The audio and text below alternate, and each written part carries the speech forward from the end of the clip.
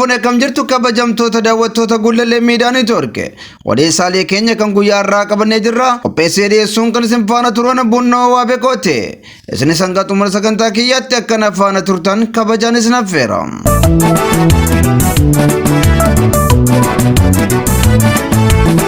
Waraanni bilisummaa Oromoo zoonii Kaabaa fi zoonii Kibbaa miseensota haaraa eebbisiisuun himamee jira.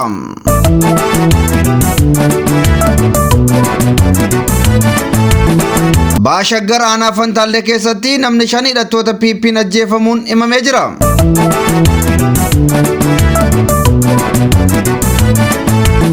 Paartiin Tigraay TPLF Aadde Keeriyaa Ibraahimii fi Muluu Gabre Egzaabirin miseensummaa paartichaa keessaa haquu beeksisee jira.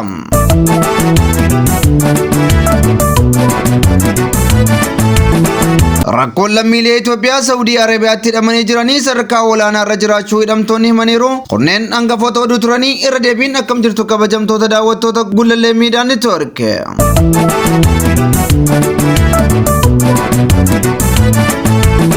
Waraanni bilisummaa Oromoo zoonii Kaabaa fi Kibbaa miseensota haaraa eebbisiisuun himame. Waraanni bilisummaa Oromoo zoonii Kaaba Oromiyaa Wallootti miseensota haaraa leenjisaa ture eebbisiisee jira. Miseensonni haaraa kunneen yootaaf leenjii fudhachaa turan xumuruun eebbifamuu maddeen keenya dhaabicha irraa argaman nuuf eeraniiru. Haaluma wal fakkaatuun waraanni bilisummaa Oromoo zoonii Kibbaa miseensota isaa leenjii xumuran eebbisiisuun dirree qabsootti makuu maddeen keenya himaniiru. Waraanni bilisummaa Oromoo loltoota hedduminaan leenjisuun kutaalee Oromiyaa hundatti bobbaasaa jiraachuun isaas ni yaadatama. Oduu biraatiin wal waraansi loltoota mootummaa Itoophiyaa waliin taasifamaa jiru itti fufuun guyyaa har'aas bakkoota muraasatti adeemsifamuu maddeen keenya nuuf eeraniiru. Haaluma kanaan zoonii giddu galeessaa Shawwaa Lixaatti wal haleellaan raawwachuu odeeffannee jirra.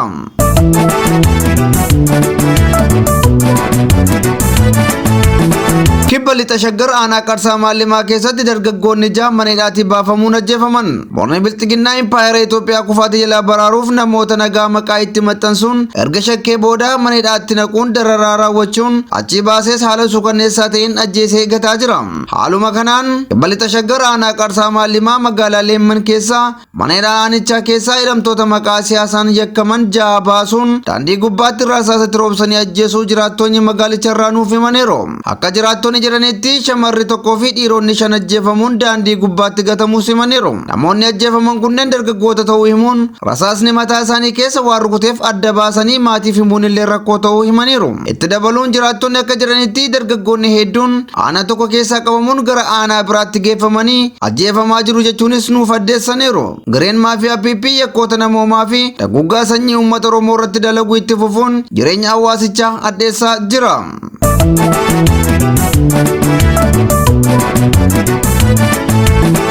Baashaggar aanaa Fantaallee keessatti namni 5 hidhattoota PP'n ajjeefamuun himame. Baashaggar aanaa Fantaallee keessatti namoonni 5 haala suukanneessaan hidhattoota sirnichaan ajjeefamuun tokko yoo madaa'u galma waaqeffannaa dabalatee manneen namootaas gubachuun barbadaa'ee jira. Morni Bilxiginnaa Impaayera Itoophiyaa keessatti aadaa, safuu, amantaa fi ilaalcha gaarii hawaasni Oromoo qabu ija tuffeen ilaaluun abboota amantaa adda addaa kan sabaan Oromoo ta'an sababa Oromummaa qofaan ajjeesuu fi hidhee dararuun cinatti manneen amantaa hedduus gubuu jabeessee itti fufee jira. Ajjechaan uummata nagaa irratti geggeeffamaa jiru jabaatee itti fufuun namoota maqaan isaanii Fantaallee Daadhii fi Bulgee Elamoo kanneen jedhaman akkasumas nama 2 kan maqaan isaanii hin beekamne immoo mana hidhaatii baasanii ganda dheebii bakka Haroo Huubaa jedhamutti yoo ajjeesan nama bal'aa Boruu Hawaas jedhamu ammoo rasaasa rukutanii madeessaniiru jedhame. Akkasumas gaafa Guraandhala 22 bara 2024 nama sammuunsaa fayyaa hin qabne maqaan isaa Adam Wadaay jedhamu ajjeesuu jiraattonni himaniiru. Aanuma Fantaallee ganda Haroo Qarsaa bakka addaa Haroo Huubaa jedhamutti galma amantaa waaqeffannaa maqaa Abbaa Gadaa Baalchaan beekamu ibiddaan gubanii barbadeessuun manneen jiraattota hedduus gubuun himamee jira. Akka heera Impaayera Itoophiyaa irratti barreeffamaa jirutti amantaa fi siyaasni falaasama garaagaraa akka ta'etti kan himu ta'ullee taatee lafa irratti mul'atu faallaa heeraa ta'uun Koroneel Abiyyi Ahimad abboota gadaa ajjeese waraana bilisummaa Oromoo maqaa balleessuuf akka yaalaa ture yeroo ammaa siyaasa xixiqqoo of harkaa qabuun manneen amantaa gubuu fi abboota amantaa ajjeesuu irratti fuulleffate akka jiru beekamee jira. Taasaan mootummaa PP ilaalcha dhuunfaa sirna nugusummaa waan dinqisiifataniif gocha nugusoonni saboota biyyattii irratti dalagaa turan irra deebi'uun hawaasa biyyattii dararaa jiru.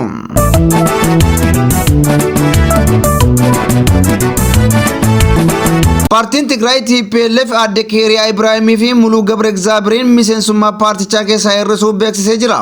Paartichi miseensota isaa kana kan hir'iseef yeroo waraanaa mootummaa federaalaatti harka laachuun iccitii dabarsanii kennaniiru jechuun miseensummaa irraa hir'isuu beeksisee jira.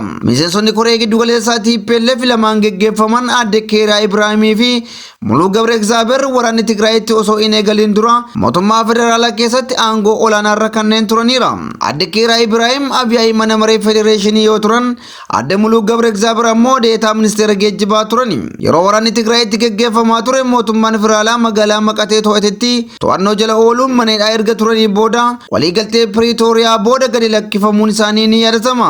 TPLF ibsa kamisa kaleessaa guraandhala 22 baaseen adde Keeriyaa Ibraahimii fi adde Muluu Gabre Egzaabir diinatti harka laachuun iccitii baasanii kennaniiru jedhamuun gamaggamni irratti godhame akkaataa dambii biyyaatti koree giddugaleessaa fi miseensummaa TPLF keessa akka hir'ifaman murtaa'uu beeksiseera. Dabalataanis namoonni lamaan hir'ifaman kunneen gocha isaaniitti baay'ee gaabbanii hojiitti bobba'an irratti uummata isaanii tajaajiluuf waadaa galaniiru jechuun ibsi TPLF baase addeesseera. Gama biraan ammoo miseensonni koree giddugaleessaa paartichaa biroon to'annoo mootummaa federaalaa jala turan itti gaafatamummaa duraan irra turaniin akka itti fufanis murtaa'ee jira.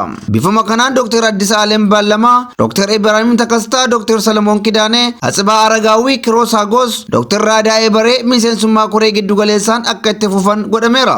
Miseensonni koree giddugaleessaa fi miseensummaa TPLF irraa haqaman kunneen mootummaa federaalaatti harka laachuun iccitii baasuun himatamanis iccitii maalii akka baasan garuu TPLF ifa hin godhin jira.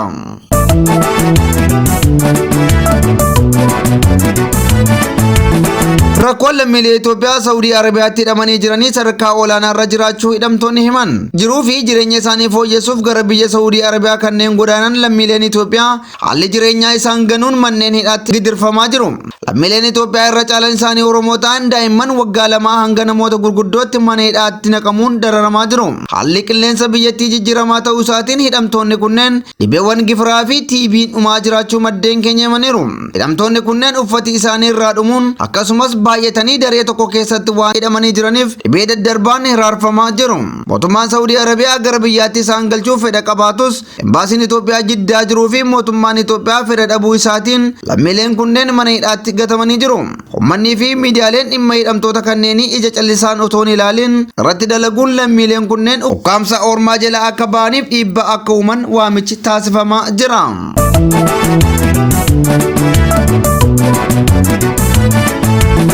Ayyaani kabajamtoota daawwattoota Gullallee Miidiyaa Neetwoork odeessaaleen keenya kan guyyaa irraatiif qabanne kanneen hangasii turanii qopheessee dhiyeessuun kan isin faana turan Bunnoo Waabeekooti. Isinis qophiileen keenya yeroo hundumaa akka isin bira ga'aniif toora YouTube Gullallee Miidiyaa Neetwoork subscribe, share, like gochuun dagatinaa isiniin jenna. Waan nu daawwattaniif galatooma.